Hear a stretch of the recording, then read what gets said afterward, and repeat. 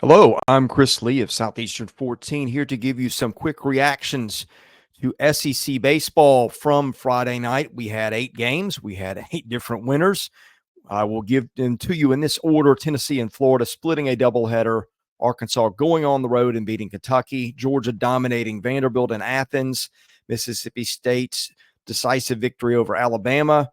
Ole Miss going to Auburn and getting a much-needed win. South Carolina getting a win at Missouri. And finally, and probably the game of the night, Texas A&M and LSU play in Baton Rouge with LSU coming up a winner. We'll get into all those individually in that order in just a moment. But first, a reminder, BetOnline is your number one source for all your summer sports this season, from Major League Baseball, golf, the NBA, and NHL playoffs. All the latest stats, news, and scores available to follow your favorite teams. Get the latest odds and lines, including the latest team matchups, player props, and odds on just about every sport out there. Head to the website today or use your mobile device to get in on all the action. Bet online where the game starts. We will start in Gainesville, where the Vols and the Gators played a doubleheader necessitated by Thursday's rainout. Game 1, Tennessee wins that one 6-4. The big storylines in that, A.J. Causey, Tennessee's versatile, can sometimes start, can come out of the bullpen for something like a start. And that's what he gave the Vols in game 1, 5 scoreless innings, 7 strikeouts. Soft tossing lefty Kirby Connell, who's kind of become Tennessee's closer of late, gets the save. The Vols get 12 hits and 4 walks in that one. Billy Amick and Dylan Dreiling, had 3 hits each in that one. All right, and the nightcap. And by the way, in that one too, Florida did do some things of note. Brandon Neely had 4 innings, gave up 4 runs. The bullpen was good, but because Neely's start wasn't better, that was enough to crack the door for the Vols to win. Jack Caglione extended his hit streak with a late inning single, and Brody Donay hit the home run in that one. All right, game 2. Now to the nightcap.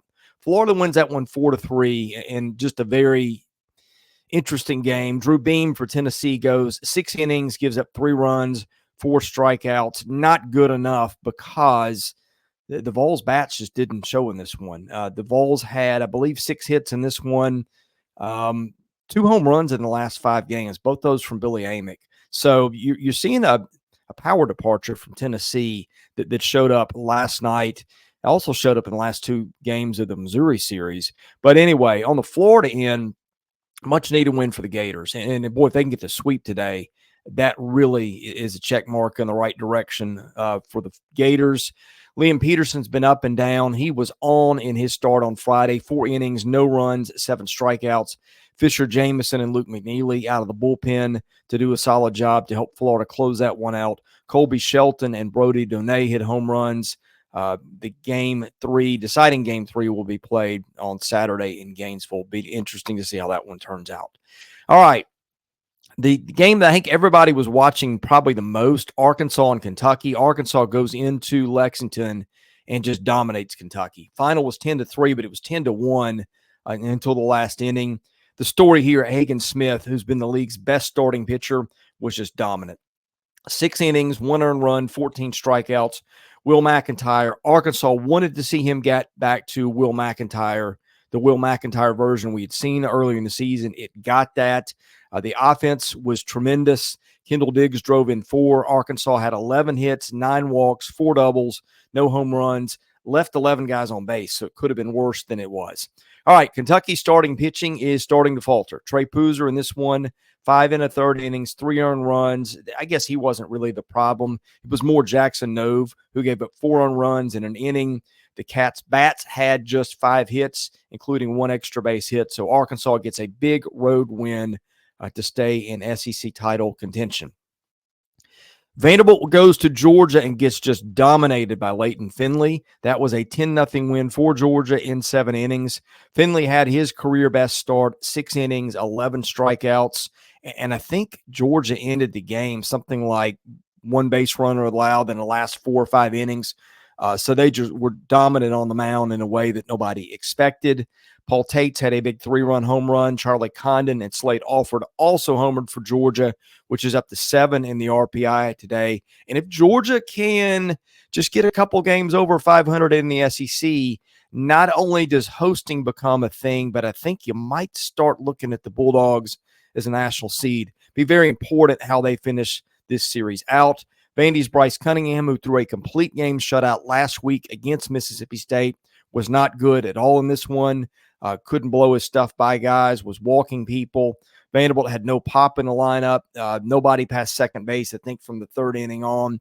So the Commodores just had a clunker in the opener in Athens. And Georgia, again, gets a big win that it's going to need if it wants to host a regional in Athens, and that was a big start.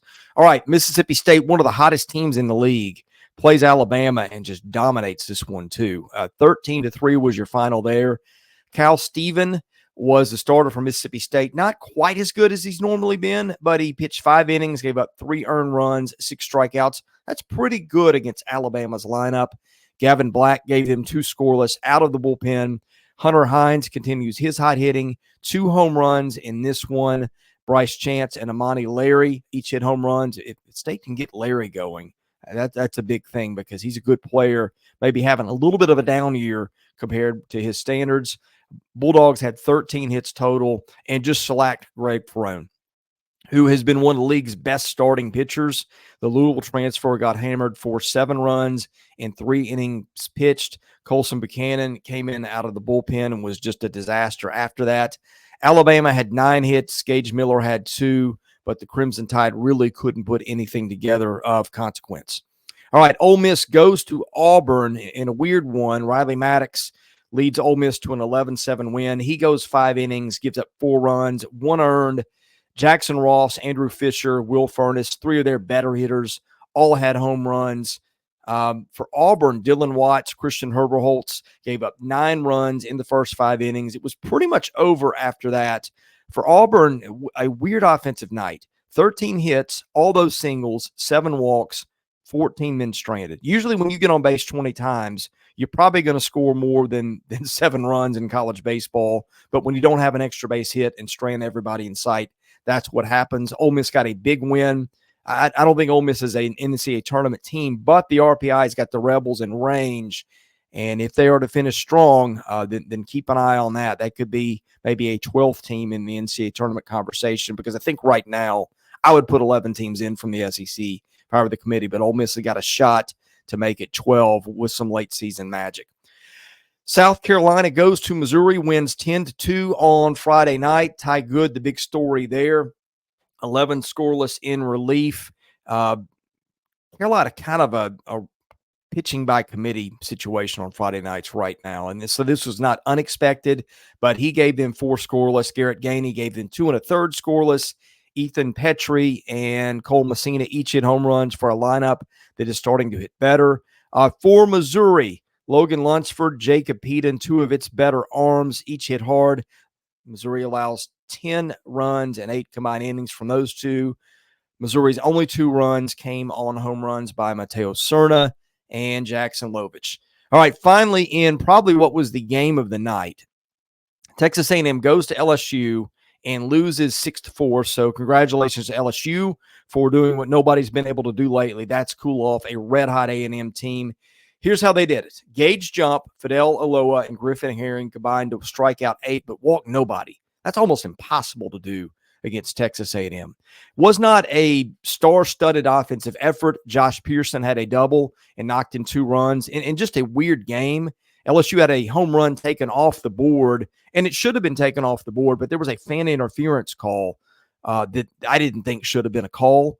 But anyway, that knocked off a late inning scoring opportunity, but the bullpen, specifically Griffin Herring, hung on for that one. For A&M, the story, Ryan Prager pitched 5 innings, allowed 2 runs, earned 4 total. Josh Stewart, who I did not really expect to pitch there, came in, gave up a big hit in relief to kind of break that game open and charge Prager with some runs.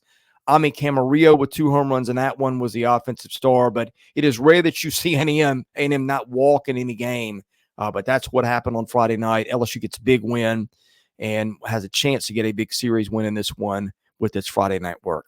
We'll be here to wrap all this up probably on a Sunday night live stream. Be sure to hit the subscribe button, hit the like button, check out our content. I'm Chris Lee for Southeastern 14, presented by BetOnline.